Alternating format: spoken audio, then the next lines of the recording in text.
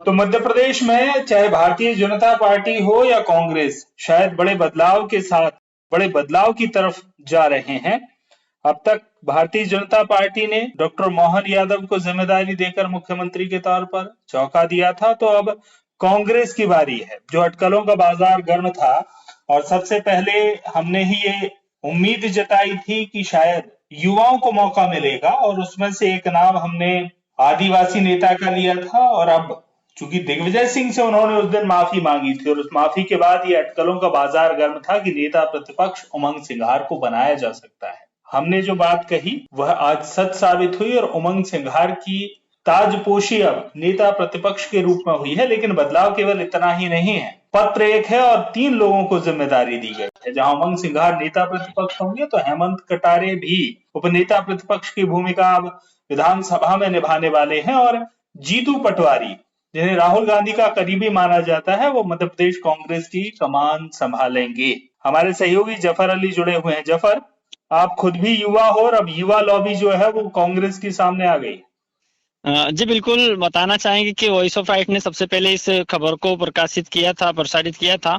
जैसे कि उमंग सिंघार ने दिग्विजय सिंह से माफी मांगी थी, उसी समय हमने दिखाया था कि उमंग सिंघार को कहीं ना कहीं बड़ी जिम्मेदारी मिलने वाली है। उन्होंने जो माफी मांगी है वो आला कमान के इशारे पर मांगी है, और आज यही हुआ है कि आला कमान ने उमंग सिंघार को नेता प्रतिपक्ष और जीतू पटवारी को प्रदेश कांग्रेस अध्यक्ष बनाकर युवाओं को साधने का और आदिवासी जो वोट है उनको साधने का काम किया है।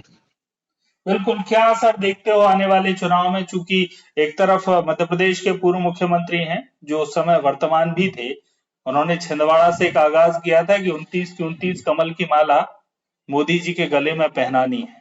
चूंकि मध्य प्रदेश में आदिवासी बाहुल्य बहुत सारे लोकसभा क्षेत्र हैं, विधानसभा चुनाव में भी इन समीकरणों को साधने की कोशिश मध्य प्रदेश में देखी। राष्ट्रीय स्तर पर अगर हम देखते हैं, तो जो भारतीय जनता पार्टी के फैसले हैं, उन फैसलों में दिखता है कि भाजपा आदिवासी हितैषी बनने के पूरे प्रयास कर रही है, पूरे जतन कर रही है। ऐसे में मध्य प्रदेश में एक आदिवासी और युवा नेता प्रतिपक्ष देना कांग्रेस के लिए कितना लाभकारी साबित होगा? जी बिल्कुल, निश्चित तौर पर उमंग सिंघार चूंकि आदिवासी एक कद्दावर नेता के रूप में उनको जाना जाता है, और कहीं ना कहीं जो आदिवासी क्षेत्र हैं वहां पर हर आदिवासी क्षेत्र में उमंग सिंघार की काफी अच्छी पकड़ देखी जाती है। तो कहीं ना कहीं इसका फायदा कांग्रेस पार्टी को आगामी लोकसभा चुनाव में देखने को मिलेगा। वहीं जो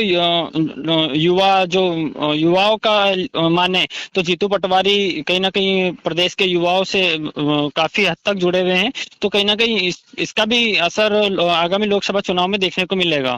बिल्कुल, आगामी लोकसभा चुनाव में देखने को मिलेगा असर, चूंकि अब युवा नेता है जीतू पटवारी, वो सड़क पर और जहां लड़ाई करते दिखेंगे, फाइट करते दिखेंगे।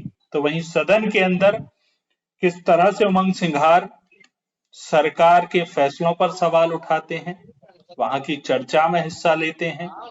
वहीं दूसरी तरफ हेमंत कटारे को भी जिम्मेदारी दी है, वो किस तरह की भूमिका निभाते हैं वो आने वाले समय में दिखेगा। फिलहाल जी तो दौर परिवर्तन का है, परिवर्तन की एक झलक भाजपा ने दिखाई थी, तो वही कांग्रेस ने भी उसी तरह का फैसला ले लिया। आपका बहुत बहुत शुक्रिया जी बातचीत के लिए।